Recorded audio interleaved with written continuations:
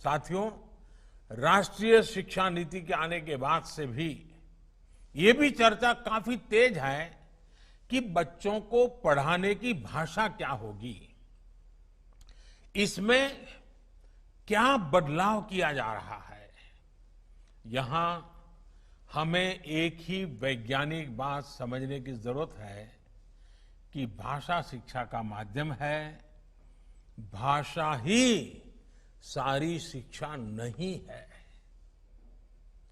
किताबी पढ़ाई में फंसे फंसे कुछ लोग ये फर्क ही भूल जाते हैं और इसलिए जिस भी भाषा में बच्चा आसानी से सीख सके, चीजें लर्न कर सके, वही भाषा पढ़ाई की भाषा होनी चाहिए। ये देखना जरूरी है कि जब बच्चे को हम पढ़ा रहे हैं तो जो हम बोल रहे हैं क्या वो समझ पा रहा है, समझ रहा तो कितनी आसानी से समझ रहा है। कहीं ऐसा तो नहीं है कि विषय से ज्यादा बच्चे की ऊर्जा भाषा को समझने में ही खप रही है। इन्हीं सब बातों को समझते हुए ज्यादातर देशों में भी आरंभिक शिक्षा मातृभाषा में ही दी जाती है।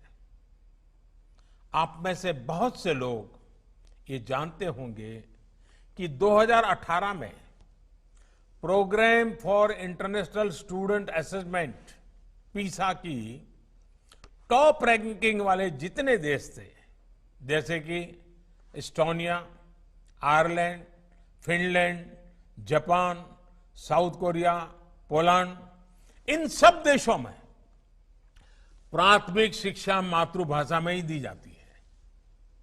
ये बात स्वाभाविक है कि जिस भाषा को सुनते हुए बच्चे पलते हैं, जो भाषा घर की भाषा होती है, उसी में बच्चों की सीखने की गति बेहतर होती है।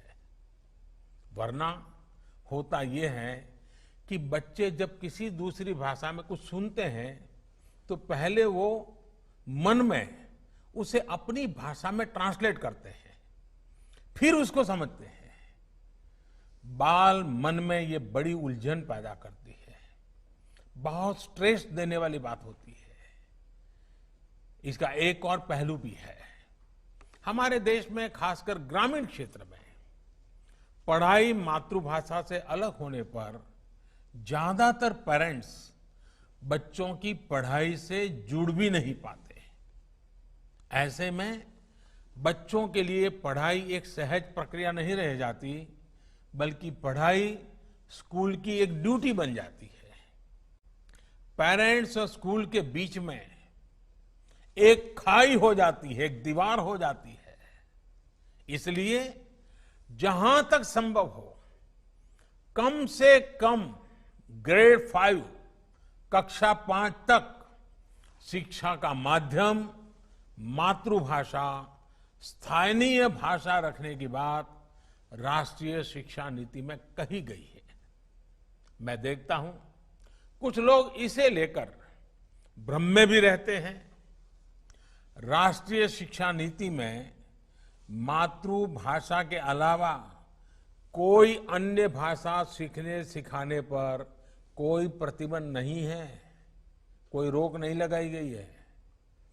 अंग्रेजी के साथ जो भी विदेशी भाषाएं अंतर्राष्ट्रीय पटल पर सहायक है, अगर बच्चों का मन करता है जरूर पढ़े, सीखें, किसी को इतराज नहीं है। और जितना ज्यादा सीखेगा अच्छा ही होगा।